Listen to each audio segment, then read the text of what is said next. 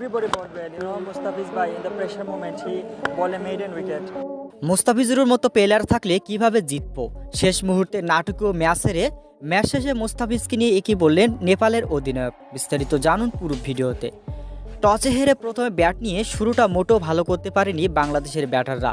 দ্রুত 3টা উইকেট হারিয়ে চরম ব্যাটিং বিপর্যয়ে পড়ে যায় টাইগাররা। যেখানে ম্যাচটি সাকিব আল হাসান এগিয়ে নেওয়ার চেষ্টা করলেও তাকেও ফিরতে হয় দ্রুত। শেষের দিকে বোলিং দিয়ে লড়াকু পারফরমেন্সে 106 রান সংগ্রহ করে বাংলাদেশ।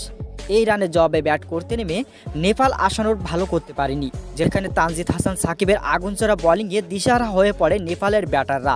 মাত্র 7 রানে 4টা উইকেট পান তিনি। তবে নেপালের ব্যাটারদের লড়াকু মানসিকতায় ম্যাচটি বের করে জয়ের কাছাকাছি নিয়ে যেতে থাকলেও 19তম ওভারে এসে মুস্তাফিজুর রহমানের মেডেন ওভার এবং সাকিবের শেষ ওভারে জোড়া উইকেট নিয়ে দুর্দান্ত জয় পায় বাংলাদেশ। ম্যাচ শেষে মুস্তাফিজকে নিয়ে নেপালের অধিনায়ক বলেন, বিশ্বকাপ